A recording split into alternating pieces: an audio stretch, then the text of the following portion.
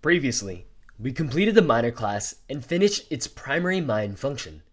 The function grabs valid transactions, creates a reward transaction for the miner, adds a block to the chain consisting of all of those transactions, and finally, it clears the transaction pool it has and broadcasts to all of the miners to clear theirs as well. So let's make an instance of this miner within the main app/index.js file. So first off, we'll want to access the miner by requiring the local miner file that we created. And then we'll create a miner instance that has all of the dependencies loaded in. So after our peer-to-peer server, we're going to create a miner constant that is the result of making a new miner. And then first we need to load in the blockchain instance. The second parameter is the transaction pool. And then the third parameter is the miner's wallet, which is identical to the wallet instance that we have for the user. And then the peer-to-peer server is the final instance to the miner class, or rather the final parameter to the miner class. With this miner instance, we have the ability to officially include transactions from the pool into the blockchain. So let's set up a GET request that the user can use to activate the mine function within this miner instance. We already have an endpoint called mine for the user. So how about a GET request called /mine-transactions. We'll have our familiar request and response object as the second parameter to the GET function. Within the function, let's create a block by calling the mine function within the miner instance. So our block constant is the result of calling miner.mine. And then we'll log the created block to the console in its toString form. We'll say that a new block has been added, and then we'll interpolate in the block in its toString form. Finally, let's allow the user to see their added block along with the whole history of blocks in the blockchain by redirecting to the overall blocks route. So we'll redirect to the overall/blocks route, and then this should allow us to see the new mined block on the actual chain. Perfect.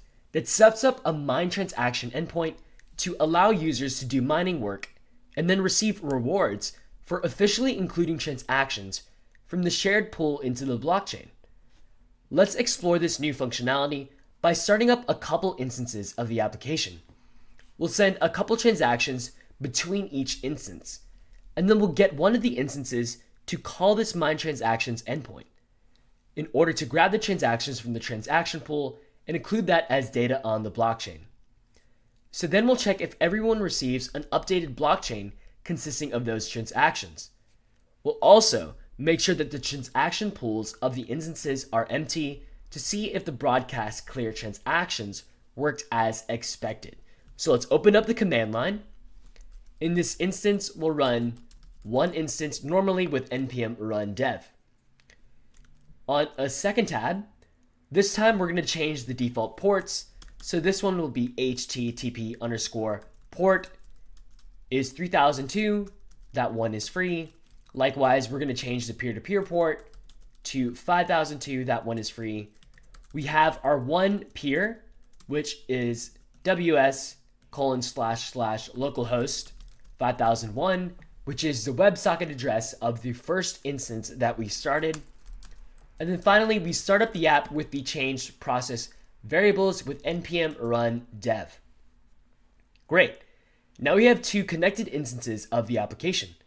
So let's send some transactions between them, and then eventually mine the transactions into the blockchain with the mine transactions endpoint. So let's open up the Postman application. Hopefully you still have the transact endpoint still open, but if not, not to worry, because we can recreate it by creating a post request. So here we have the post request, and then we're going to create a transaction at localhost port 3001/transact. We'll select the body tab and make sure it's raw and JSON application JSON. The recipient can be anything, so how about bar-4d R3SS, which kind of looks like bar address. The amount can be anything, so why not 30?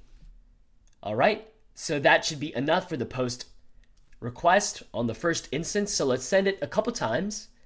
And as we do so, the response, just as we expect, is a transaction array with one transaction, which represents the couple of outputs that we generated by clicking send for this transact endpoint twice. Cool. Now for the new and exciting part. Let's mine those transactions into a block within a new tab by hitting localhost, and how about 3002, which represents the second instance, / mine transactions is the new endpoint. Now, as we do so, unfortunately, I do have a typo in my application, so I need to fix that in the miner mine function.